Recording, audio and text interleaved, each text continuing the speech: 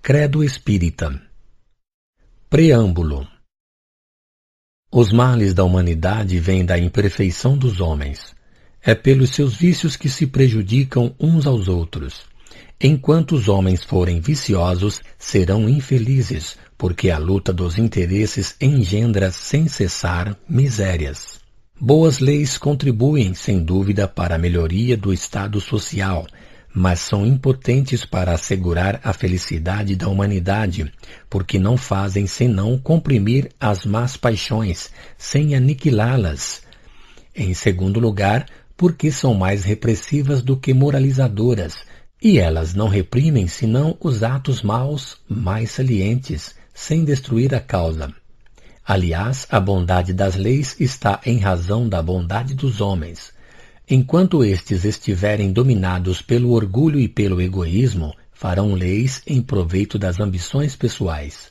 A lei civil não modifica senão a superfície. Só a lei moral pode penetrar o foro interior da consciência e reformá-lo. Estando, pois, admitido que é a contusão causada pelo contato dos vícios que torna os homens infelizes, o único remédio para os seus males está no seu aperfeiçoamento moral. Uma vez que as imperfeições são a fonte dos males, a felicidade aumentará à medida que as imperfeições diminuírem. Por boa que seja uma instituição social, se os homens são maus, falseá-la-ão e lhe desnaturarão o espírito para explorá-la em seu proveito. Quando os homens forem bons, farão boas instituições e elas serão duráveis, porque todos terão interesse em sua conservação. A questão social não tem, portanto, o seu ponto de partida na forma de tal ou tal instituição. Está inteiramente no aperfeiçoamento moral dos indivíduos e das massas. Aí está o princípio, a verdadeira chave da felicidade da humanidade, porque então os homens não pensarão mais em se prejudicarem uns aos outros. Não basta colocar um verniz sobre a corrupção, é a corrupção que é preciso extinguir. O princípio do aperfeiçoamento está na natureza das crenças, porque as crenças são o móvel das ações e modificam os sentimentos. Está também nas ideias inculcadas desde a infância e identificadas como espírito, e nas ideias que o desenvolvimento ulterior da inteligência e da razão podem fortificar e não destruir. Será pela educação, mais ainda do que pela instrução, que se transformará a humanidade. O homem que trabalha seriamente pelo seu próprio aperfeiçoamento assegura a sua felicidade desde esta vida. Além da satisfação de sua consciência, isenta-se das misérias materiais e morais que são a consequência inevitável de suas imperfeições. Terá calma porque as vicissitudes não farão senão de leve roçá-lo. Terá a saúde porque não usará o seu corpo para os excessos. Será rico porque se é sempre rico quando se sabe contentar-se com o necessário. Terá a paz da alma porque não terá necessidades factícias. Não será mais atormentado pela sede das honras e do supérfluo, pela febre da ambição, da inveja e do ciúme. Indulgente para com as imperfeições de outrem, delas sofrerá menos. Excitarão a sua piedade e não a sua cólera, evitando tudo o que pode prejudicar o seu próximo em palavras e em ações, procurando, ao contrário, tudo o que pode ser útil e agradável aos outros. Ninguém sofrerá com o seu contato. Assegura a sua felicidade na vida futura, porque quanto mais estiver depurado, mais se elevará na hierarquia dos seres inteligentes e logo deixará esta terra de provas por mundos superiores, porque o mal que tiver reparado nesta vida não terá mais que reparar em outras existências, porque na erraticidade não encontrará senão seres amigos e simpáticos, e não será atormentado pela visão incessante daqueles que teriam do que se lamentar dele. Que homens, vivendo juntos, estejam animados desses sentimentos, serão tão felizes quando o comporta a nossa terra, que gradualmente esses sentimentos ganham todo um povo, toda uma raça, toda a humanidade, e o nosso globo tomará lugar entre os mundos felizes. É uma quimera? Uma utopia? Sim, para aquele que não crê no progresso da alma, não para aquele que crê em sua perfectibilidade indefinida. O progresso geral é a resultante de todos os progressos individuais. Mas o progresso individual não consiste somente no desenvolvimento da inteligência, na aquisição de alguns conhecimentos.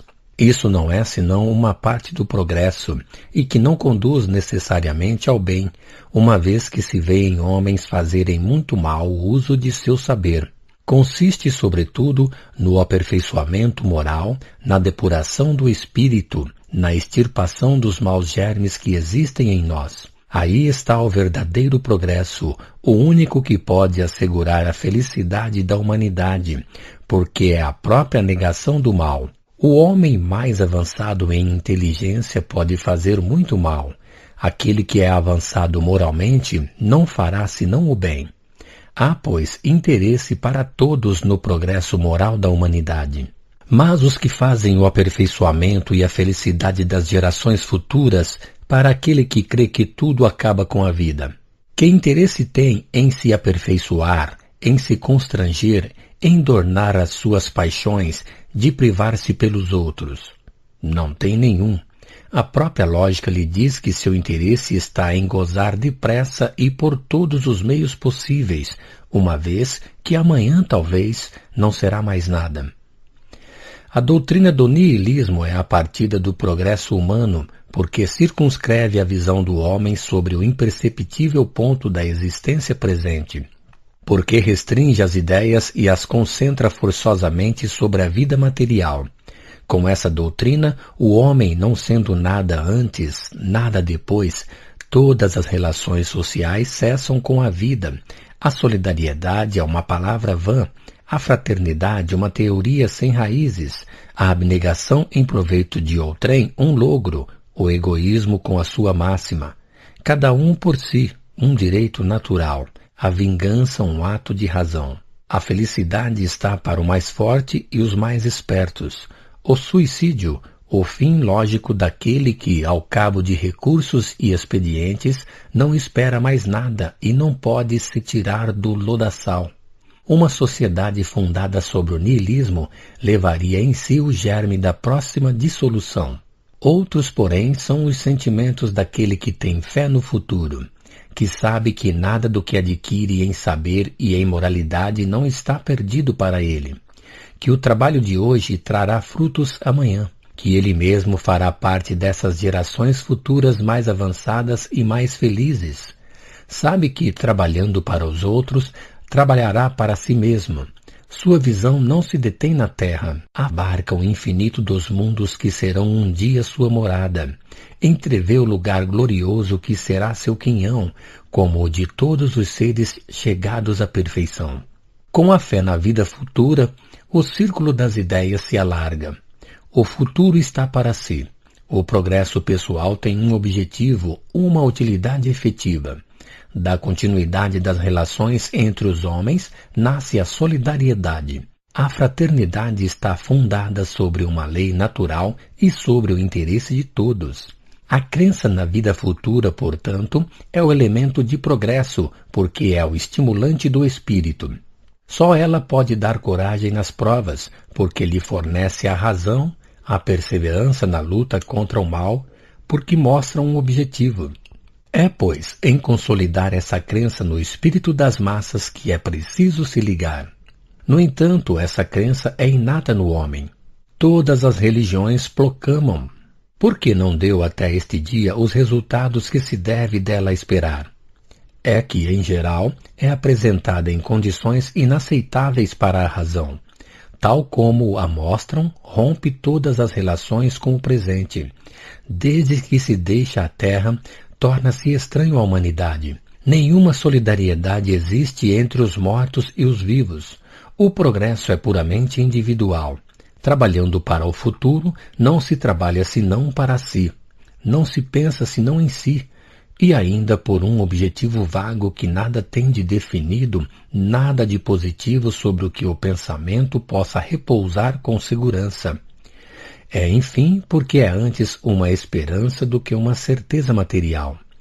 Disso resulta em uns a indiferença, em outros a exaltação mística que, isolando o homem da terra, é essencialmente prejudicial ao progresso real da humanidade, porque negligencia os cuidados do progresso material, ao qual a natureza lhe faz um dever concorrer. Entretanto, por incompletos que sejam os resultados, não são menos reais.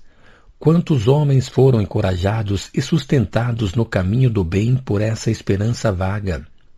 Quantos se detiveram sobre a rampa do mal pelo medo de comprometer o futuro? Quantas nobres virtudes essa crença não desenvolveu? Não desdenhemos as crenças do passado, embora imperfeitas que elas sejam, quando conduzem ao bem. Estão em relação com o grau avançado da humanidade, mas a humanidade progredindo quer crenças em harmonia com as novas ideias. Se os elementos da fé ficam estacionários e são ultrapassados para o espírito, perdem toda a influência e o bem que produziram num tempo não pode prosseguir, porque não estão mais à altura das circunstâncias. Para que a doutrina da vida futura leve, doravante, os frutos que dela se deve esperar, é preciso, antes de tudo, que ela satisfaça completamente a razão, que responda à ideia que se tem da sabedoria, da justiça e da bondade de Deus, que não possa receber nenhum desmentido da ciência. É preciso que a vida futura não deixe no espírito nem dúvida nem incerteza, que seja tão positiva quanto a vida presente, da qual é a continuação, como o dia de amanhã é a continuação da véspera. É necessário que a vejam, que a compreendam, que a toquem, por assim dizer, com o dedo. É preciso, enfim, que a solidariedade do passado, do presente e do futuro, através das diferentes existências, seja evidente. Tal é a ideia que o Espiritismo dá da vida futura, é o que lhe faz a força, é que isso não é uma concepção humana, que não teria senão o mérito de ser mais racional, mas sem mais de certeza do que as outras. É o resultado dos estudos feitos sobre os exemplos fornecidos por diferentes categorias de espíritos que se apresentam nas manifestações, o que permitiu explorar a vida extracorpórea em todas as suas fases, desde o alto até o mais baixo da escala dos seres. As peripécias da vida futura não são, pois, mais uma teoria, uma hipótese mais ou menos provável, mas um resultado de observações. São os próprios habitantes do mundo invisível que vêm